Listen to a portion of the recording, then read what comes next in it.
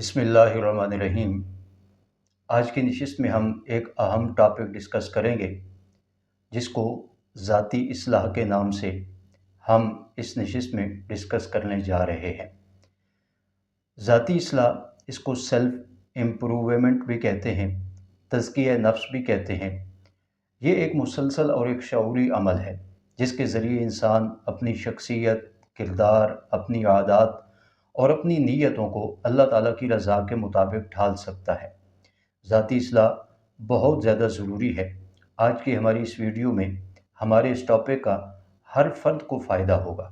میں چند اصول ذاتی اصلاح کے، تزکیہ نفس کے عرض کر دیتا ہوں۔ ان اصولوں کو آپ جانچیے اور اپنی زندگی میں لائیے اور پھر محسوس کیجیے کہ ان کی وجہ سے واقعتاً ہماری ذاتی اصلاح ہو رہی ہے۔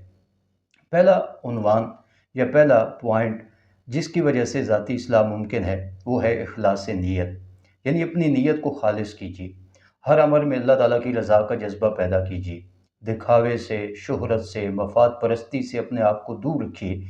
یہ وہ پوائنٹ ہے جس کو میں اور آپ اپنی زندگی میں لا کر اپنی ذاتی اصلاح کر سکتے ہیں۔ دوسرا پوائنٹ ہے محاسبہ نفس۔ روزانہ اپنے اعمال، اپنی نیت اور اپنے وقت کا احتساب کریں۔ اپنی غلطیوں پر ندامت کرنے کے بعد توبہ اور استغفار کریں۔ جب تک محاسبہ نہیں ہوگا اس وقت تک ذاتی اصلاح ممکن نہیں۔ تیسری چیز ہے علم کا حصول۔ قرآن و حدیث سے اور دینی کتب سے رہنمائی ضرور لیں۔ علماء سے سوالات کریں، دینی حلقوں میں بیٹھیں۔ اس کا لازمی اثر جو ہے نا وہ ذاتی اصلاح کی صورت میں مرتب ہوگا۔ چوتھا پوائنٹ یہ ہے کہ اپنے عمل میں مستقل مزاجی پیدا کیجیے۔ اصلاح کے لیے اعمال کو اپنی زندگی میں لائیے۔ روزمرہ کے اعمال کو پابندی سے ادا کیجیے۔ جب تک اعمال میں مستقل مزاجی پیدا نہیں ہوگی اس وقت تک ذاتی اصلاح ممکن نہیں۔ اگلا عنوان یہ ہے کہ اپنے لیے اچھا ماحول منتخب کیجیے۔ نیک، مخلص، دیندار لوگوں کی صحبت میں بیٹھیں۔ برے ماحول سے اپنے آپ کو بچائیں۔ یہ اچھا ماحول جو ہے یہ بھی ذاتی اصلاح میں بہت کارآمد ثابت ہوتا ہے۔ چھٹا عنوان اور چھٹا پوائنٹ یہ ہے کہ دعاؤں کا بھی اہتمام کیجیے۔ اللہ کریم سے ہدایت کی اور استقامت کی دعا مانگتے رہیں۔ حدیث پاک میں یہ دعا تلقین کی گئی ہے، اللہم آت نفسی تقواہا وزکھا انت خیر من زکاہا۔ اس کا مفہوم یہ ہے کہ مولا میرے نفس کو پاکیزہ کر دے اور میرے نفس کو ستھرا کر دے۔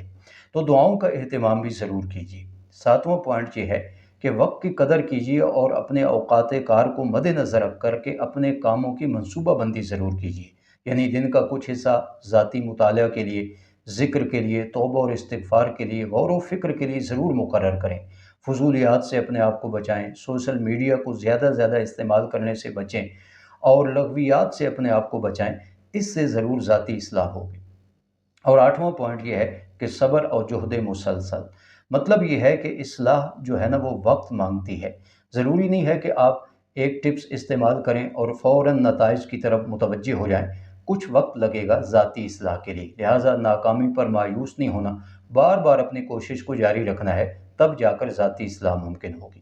اور نواں پوائنٹ یہ ہے کہ معاف کرنا اور معافی مانگنا سیکھیے۔ بہت سارے ہمارے معاملات ایسے ہوتے ہیں ذاتی اصلاح میں کہ وہ معافی سے متعلق ہوتے ہیں۔ کبھی دوسروں کی غلطیوں کو معاف کرنا پڑتا ہے، کبھی اپنی غلطی پر معافی مانگنی پڑتی ہے۔ تو جب تک یہ بات میری اور آپ کی زندگی میں نہیں آئے گی ذاتی اصلاح ناممکن ہے۔